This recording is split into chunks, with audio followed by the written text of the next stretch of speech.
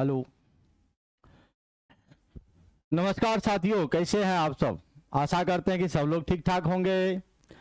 आप सभी लोगों का स्वागत है आपके प्यारा सा चैनल केमिस्ट्री पॉइंट पूर्णिया में। साथियों, आज की क्लास में हम लोग सीखेंगे कि जो परमाणु संरचना से रिलेटेड नील्स बोर का परमाणु मॉडल पढ़ रहे थे, तो नील्स बोर के परमाणु मॉडल में नील्स बोर ने क्या क्या स्टेटमेंट कहा, उन स्टेटमेंट को देखेंगे। यानी हमने आपको हेडिंग बना दिया नील्स बोर के परमाणु महत्वपूर्ण कथन, यानी इंपॉर्टेंट, इंग्लिश में इसको बोलते हैं important postulates of Niels Bohr. Niels Bohr के महत्वपूर्ण कथन ध्यान से समझिए। नील्स बोर साहब क्या कहे। नील्स बोर साहब पहला स्टेटमेंट में ये कहे कि परमाणु जो होते हैं उनके दो भाग होते हैं, नाभिक और कक्षा। ये तो बात समझ में आ गया होगा आप लोग को, नाभिक और कक्षा। तो कहता जो इलेक्ट्रॉन जो है नाभिक के चारों ओर वृत्ताकार पथ में, गोलाकार पथ में क्या करता है, चक्कर लगाता है। यानी पहला स्टेटमेंट ये साहब बोलते हैं कि इलेक्ट्रॉन, ध्यान दीजिएगा सब लोग, इलेक्ट्रॉन नाभिक के चारों ओर, नाभिक के चारों ओर वृत्ताकार पथ में चक्कर लगाता है। यानी ये हमारा हो गया नाभिक, और ये हुआ मेरा सर्कुलर पाथ यानी वृत्ताकार पथ, जिसको हम इसको कहते हैं नाभिक, न्यूक्लियस, इंग्लिश में कहते हैं न्यूक्लियस। और ये हुआ हमारा सर्कुलर पाथ जिसको हम लोग कक्षा बोलते हैं, कक्षा यानी इंग्लिश में बोलेंगे ऑर्बिट। तो कहते हैं कि ये जो इलेक्ट्रॉन है, इलेक्ट्रॉन को हम रेड कलर से दर्शा रहे हैं। यहाँ जो मेरा इलेक्ट्रॉन है ये कहता है नाभिक के चारों ओर क्या करता है, चक्कर लगाते रहता है ना, जब तक इस परमाणु में बाहर से ऊर्जा दिया ना जाए। यानी जब तक ये परमाणु, यानी तब तक ये चक्कर लगाते रहेगा जब तक इस परमाणु में बाहर से कोई ऊर्जा दिया ना जाए। यानी ये तो बिना ऊर्जा का लॉस किए हुए या गेन किए हुए एकदम काफी लंबे समय तक ये क्या करते हैं, नाभिक के चारों ओर क्या लगाते हैं, चक्कर लगाते हैं। ये पहला स्टेटमेंट है कि electron can revolve around the nucleus without emitting any energy. बिना कोई ऊर्जा लॉस किए इलेक्ट्रॉन नाभिक के चारों ओर सर्कुलर पाथ में क्या करता है, चक्कर लगाता है। समझ में आ रहा है। चलिए दूसरा स्टेटमेंट को हम लोग देखते हैं। दूसरा स्टेटमेंट को समझिए पहले, फिर हम लिखेंगे। ये हमारा देखो भाई नाभिक है, ये हमारा पहली कक्षा और ये हमारा दूसरी कक्षा। एक और फिगर बना लेते हैं। ये हमारा नाभिक है, न्यूक्लियस है, ये मेरा पहली कक्षा है और ये मेरा दूसरी कक्षा। अब कहता है इलेक्ट्रॉन, देखो भैया यहाँ आपका ये N1 है, पहली कक्षा है, ये N2 है, दूसरी कक्षा है। यानी इसको हम लोग बोलेंगे ऊपरी कक्षा। ऊपरी कक्षा को इंग्लिश में बोलेंगे हायर ऑर्बिट। कौन ऑर्बिट बोलते जाइएगा सब लोग, हायर ऑर्बिट बोलेंगे। और इसको बोलेंगे निचली कक्षा, निचली कक्षा यानी लोअर ऑर्बिट, लोअर ऑर्बिट। इसका एनर्जी लेवल को हम मान लेते हैं E1, इसका एनर्जी लेवल होगा E2। अभी इलेक्ट्रॉन ध्यान से देखिएगा, अभी इलेक्ट्रॉन जो है यहां पर है, पहली कक्षा में है। इलेक्ट्रॉन जंप करना चाहता है यानी जाना चाहता है दूसरी कक्षा में। मान लेते हैं पहला का एनर्जी 7 जूल है, दूसरा का एनर्जी 10 जूल है। अब ये 7 जूल से 10 जूल में जाना चाहता है तो क्या करेगा भाई, तो ये ऊर्जा का गेन करेगा, यानी ऊर्जा को ग्रहण करेगा, अवशोषण करेगा, एब्जॉर्ब करेगा, एनर्जी को एब्जॉर्ब करेगा। 3 जूल एनर्जी को एब्जॉर्ब करेगा, तब ये 7 जूल से 10 जूल में चला जाएगा। यानी यहां से ये पॉइंट बनता है कि जब एक इलेक्ट्रॉन निचली कक्षा से ऊपरी कक्षा में प्रवेश करता है, यानी नीचा से ऊपर, जब एक इलेक्ट्रॉन निचली कक्षा से ऊपरी कक्षा में प्रवेश करता है तो याद रखिएगा ऊर्जा का क्या करता है, अवशोषण करता है। यानी इस परमाणु द्वारा ऊर्जा का ये क्या होगा, अवशोषण होगा, यानी एनर्जी को एब्जॉर्ब करेगा, एब्जॉर्ब करेगा यानी अवशोषण करेगा। इसका उल्टा जब एक इलेक्ट्रॉन, ये मान लो मेरा N1 है, ये मेरा N2 है, इसका एनर्जी E1 है, इसका एनर्जी E2 है। इलेक्ट्रॉन अब की बार ऊपरी कक्षा में है, ध्यान दीजिएगा, इलेक्ट्रॉन ऊपरी कक्षा में है यहां पर, और ये निचली कक्षा में आना चाहता है, तो ये परमाणु ऊर्जा का क्या करेगा, उत्सर्जन करेगा। ऊर्जा यहां पर क्या होगा, उत्सर्जन होगा, यानी एनर्जी रिलीज होगा, एनर्जी रिलीज होगा। यानी हम यहां से कह सकते हैं जब एक इलेक्ट्रॉन निचली कक्षा से ऊपरी कक्षा में प्रवेश करता है तो परमाणु द्वारा ऊर्जा का अवशोषण होता है। ये दूसरा पॉइंट हो गया। तीसरा पॉइंट की अगर हम लोग बात करें, जब इलेक्ट्रॉन ऊपरी कक्षा से निचली कक्षा में प्रवेश करता है तो ऊर्जा का क्या होता है, उत्सर्जन होता है। ये तीसरा पॉइंट हो गया। क्या पॉइंट हो गया, तीसरा पॉइंट हो गया। यानी दूसरा पॉइंट को अगर हम लिखेंगे नील्स बोर के दूसरा कथन, तो कहेंगे जब एक इलेक्ट्रॉन निचली कक्षा से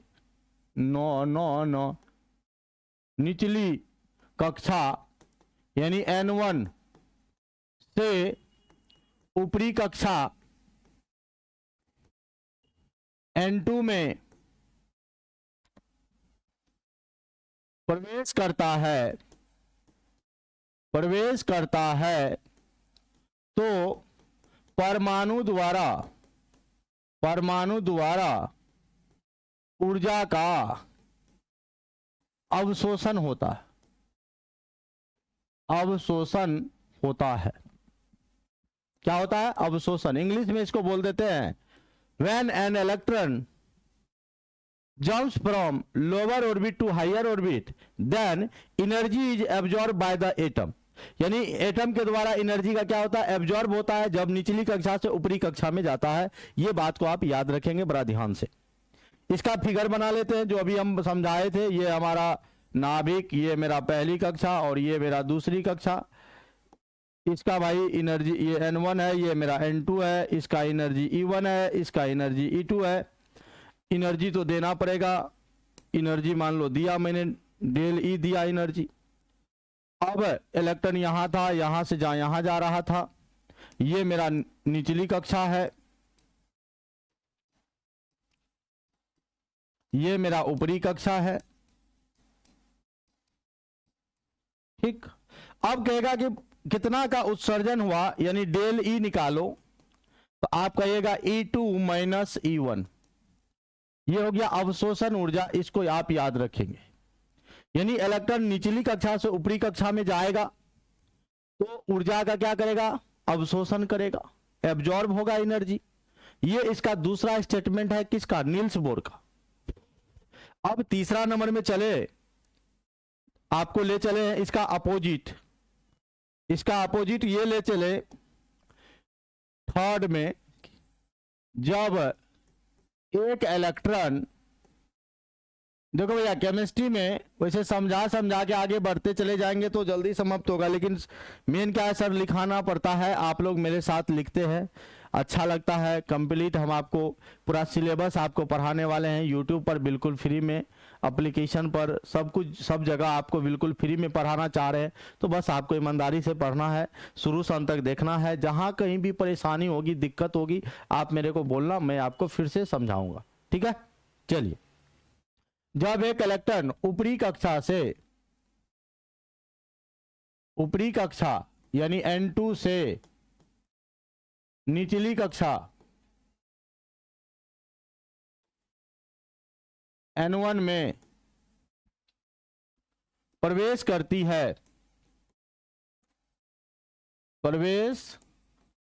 है तो परमाणु द्वारा ऊर्जा का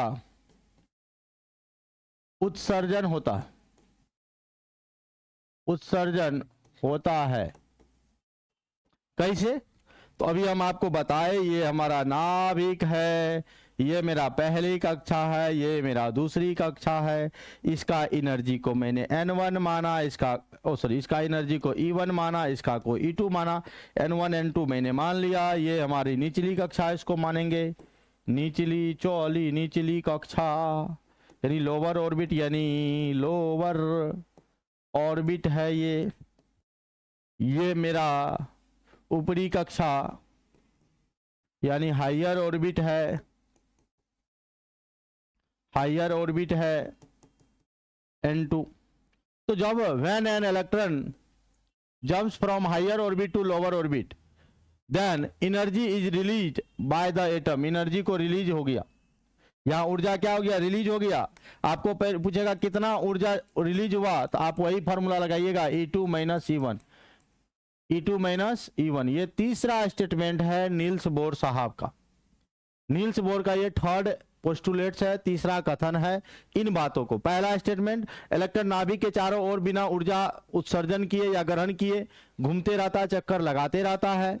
दूसरा कि जब एक इलेक्ट्रॉन लोअर ऑर्बिट से हायर ऑर्बिट में जाता है, निचली कक्षा से ऊपरी कक्षा में जाता है, तो ऊर्जा का क्या करता है, अवशोषण करता है। उसका अपोजिट में चलिए उल्टा, ऊपरी कक्षा से जब निचली कक्षा में जाएगा, मैं जैसे मैं जंप करना चाहूंगा तो मेरे को एनर्जी चाहिए, हाँ समझ रहे हैं, और जब हम ऊपर से नीचे जंप करेंगे एनर्जी रिलीज होगा। तीन कंडीशन मैंने आपको बताया, और ये चौथा कंडीशन जो अभी हम आपको बता रहे हैं, चौथा स्टेटमेंट जो बता रहे हैं, ये बहुत ही महत्वपूर्ण है, इनको बड़ा ध्यान से देखिएगा।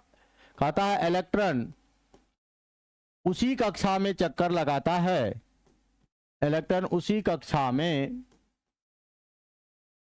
चक्कर लगाता है जिसका कोणीय संवेग, जिसका कोणीय संवेग यानी एंगुलर मोमेंटम NH/2π होता है।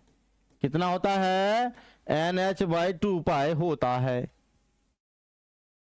Electron can revolve in those orbit whose angular momentum is NH/2π। यहां जो कोणीय संवेग है, जिसको कोणीय संवेग को इंग्लिश में हम लोग बोलते हैं एंगुलर मोमेंटम, कोणीय संवेग यानी एंगुलर मोमेंटम, और ये जो कोणीय संवेग बराबर होता है NH/2π। देखिए ये कोणीय संवेग होता क्या है, जहां इसमें जो H है, H को हम लोग कहेंगे प्लांक स्थिरांक। मैंने आपको पहले भी बता रखा है, प्लांक स्थिरांक यानी प्लांक कांस्टेंट, जिसका वैल्यू होता है 6.625 into 10⁻34 joule second. Angular momentum MVR होता है। जैसे मान लो ये हमारा x एक्सिस है, ये मेरा y एक्सिस है, एक घूमता हुआ कण यहाँ है जिसका मान लो v वेलोसिटी, ये चक्कर लगा रहा है, द्रव्यमान m है, तो यहाँ से यहाँ तक की दूरी r है, तो यहाँ जो एंगुलर मोमेंटम निकल के आता है वो होता है m into V into R, यानी एंगुलर मोमेंटम बराबर एक और फॉर्मूला हो गया MVR। याद रखिएगा, एंगुलर मोमेंटम बराबर क्या हो गया, MVR। ये हमको आगे काम आएगा, इसको हम लोग काम में लेंगे, ठीक है। तो आपको यहां पर n जो है, n बताता है नंबर ऑफ ऑर्बिट को, कक्षा की संख्या को, नंबर ऑफ ऑर्बिट यानी कक्षा की संख्या को, याद रखिएगा।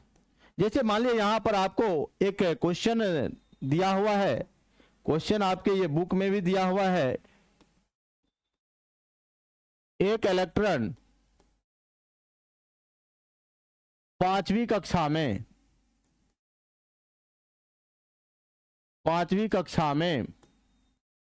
चक्कर लगाता है, तो इसका कोणीय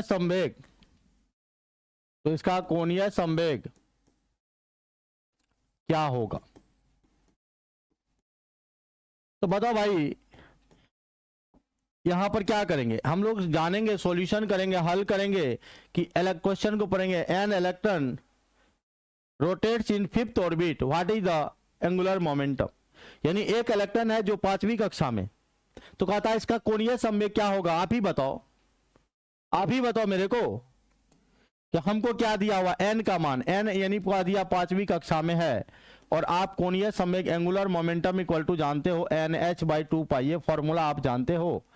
n के जगह पे लेंगे 5H हो जाए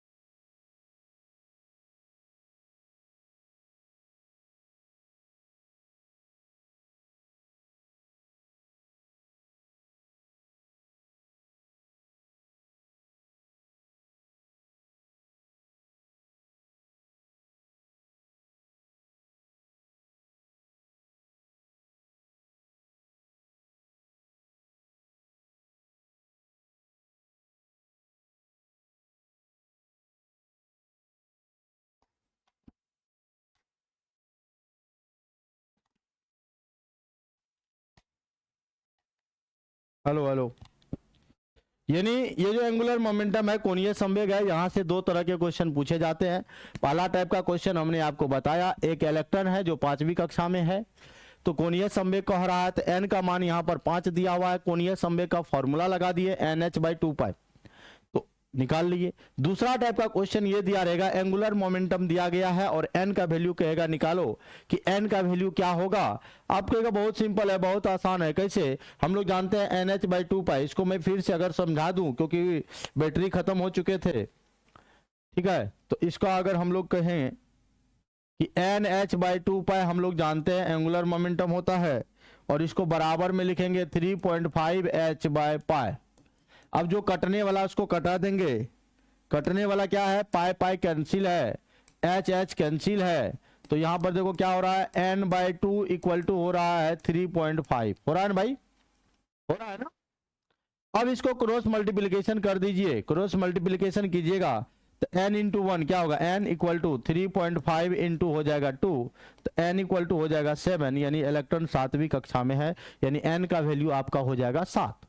तो यहां से दो तरह के क्वेश्चन आपके पूछे जाते हैं कोणीय संवेग से रिलेटेड, एक तो आपको कोणीय संवेग पूछेगा या दूसरा आपको क्या पूछेगा, n का वैल्यू पूछेगा। तो यहां से दो टाइप के ऑब्जेक्टिव क्वेश्चन आएंगे। यानी यहां तक हमने आपको 4 स्टेटमेंट बता चुका हूं। पहला कि इलेक्ट्रॉन उसी चक्कर में लगाएगा, इलेक्ट्रॉन नाभिक के चारों ओर वृत्ताकार कक्षा में चक्कर लगाता है। दूसरा, इलेक्ट्रॉन निचली कक्षा से ऊपरी कक्षा में जाएगा, ऊर्जा का अवशोषण करेगा। तीसरा, जब इलेक्ट्रॉन ऊपरी कक्षा से निचली कक्षा में जाएगा तो ऊर्जा का उत्सर्जन करेगा। और चौथा, इलेक्ट्रॉन उसी कक्षा में चक्कर लगाएगा जिसका कोणीय संवेग NH/2π होता है। यहां तक कोई दिक्कत? और लास्ट स्टेटमेंट क्या है, नील्स बोर का लास्ट स्टेटमेंट को समझिए, नील्स बोर के महत्वपूर्ण कथन को समझिए, क्या कह रहे हैं। पांचवा एंड लास्ट, देखो भाई समझो पहले इसको, ये हमारा नाभिक है और ये हमारा कक्षा है।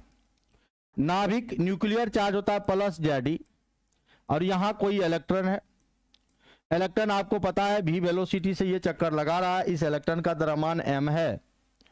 तो यहां पर पहली बात तो ये कह सकते हैं कि यहां जो प्लस है, यहां जो माइनस है, प्लस माइनस के बीच आकर्षण लगेगा तो ये अपनी ओर खींचेगा, और ये जो चक्कर लगाएगा तो ये भी अपनी ओर खींचेगा। यहाँ एक दूसरे को बैलेंस करता है, एक Fe से एक Fc से। क्योंकि इलेक्ट्रॉन जब चक्कर लगाता है, मौत का कुआं देखे होंगे आप लोग, मौत का कुआं जो घूमता है तो उसका सारा बल जो है, सारा फोर्स जो है केंद्र की ओर रहता, तो सारा इलेक्ट्रॉन के कारण सारा फोर्स आपका ये केंद्र की तरफ रहेगा, और ये दोनों एक दूसरे को खींचेगा, तो खींचने वाला बल ये है, इलेक्ट्रोस्टैटिक फोर्स ऑफ अट्रैक्शन है। ऐसे समझिए, यहां पर हमारा प्लस चार्ज है, यहां पर माइनस चार्ज है, इन दोनों के बीच की दूरी मान लेते हैं मेरा r है, ये भी खींच रहा है, ये भी खींच रहा, तो यहां पर लगेगा Fe, और Fe का फॉर्मूला होता है कि इसका चार्ज मान लो Q1 है, इसका चार्ज मान लो Q2 है, कि Q1 Q2 अब बाय दोनों के बीच की दूरी r², के Q1 Q2 बाय r², ये फॉर्मूला लगा दिया। और दूसरा एक मान लीजिए यह कोई सर्कुलर पाथ है, यहां इलेक्ट्रॉन है और ये v वेलोसिटी से चक्कर लगा रहा है, इसका द्रव्यमान m है, तो इसके केंद्र की ओर बल लगेगा जिसको सेंट्रीपिटल फोर्स कहते हैं, तो वो लगेगा Fc इक्वल टू लगेगा mv²/r। ये बल और ये बल एक दूसरे को संतुलित करता है, इसीलिए ये जो आप देख रहे हो ये सर्कुलर पाथ होता है, नहीं तो ये उल्टेढ़ा हो जाता ऐसा। ये हमारा नाभिक तो है ही, उसके बाद ऐसे हो जाता कक्षा, ये हमारा नाभिक है, ऐसे हो जाता कक्षा, लेकिन ये दोनों ना होके ऐसा नहीं है, इस तरह का होता है, क्योंकि दोनों बल एक दूसरे को क्या करता है, बैलेंस करता है, यानी संतुलित करता है। यानी हम लोग कह सकते हैं, हम लोग कहेंगे इलेक्ट्रॉन और नाभिक के बीच, इलेक्ट्रॉन और नाभिक के बीच लगने वाला आकर्षण बल, यानी जो Fe होता है, तथा इलेक्ट्रॉन के वृत्तीय गति के कारण वृत्तीय गति के कारण लगने वाला FC यानी अपकेंद्रीय बल, अभिकेंद्रीय बल एक दूसरे को संतुलित करता, एक दूसरे को क्या करता है, संतुलित करता है। हो गया। ये 5 स्टेटमेंट है जो नील्स बोर साहब ने बताया। 5 स्टेटमेंट को पूरा ध्यान से पढ़िएगा। ये आज की क्लास में हमने आपको छोटा सा ही क्लास लिया और इसमें हमने आपको बताया नील्स बोर के महत्वपूर्ण 5 कथन है, 5 इंपॉर्टेंट पोस्टुलेट्स है। पहला, दूसरा, तीसरा, चौथा, पांचवा, एक एक करके हम आपको बताए और इनका हम आपको PDF बना देते हैं और टेलीग्राम ग्रुप में आपको मिल जाएगा। इसलिए घबराइएगा नहीं, टेंशन लेने का नहीं, टेंशन देने का, समझ रहे हैं। यहाँ पर हम लिख रहे हैं important postulates of Niels Bohr, तब क्लास को खत्म करेंगे। कोई भी तरह का आपको दिक्कत हो, परेशानी हो तो आप मुझे बोल सकते हैं।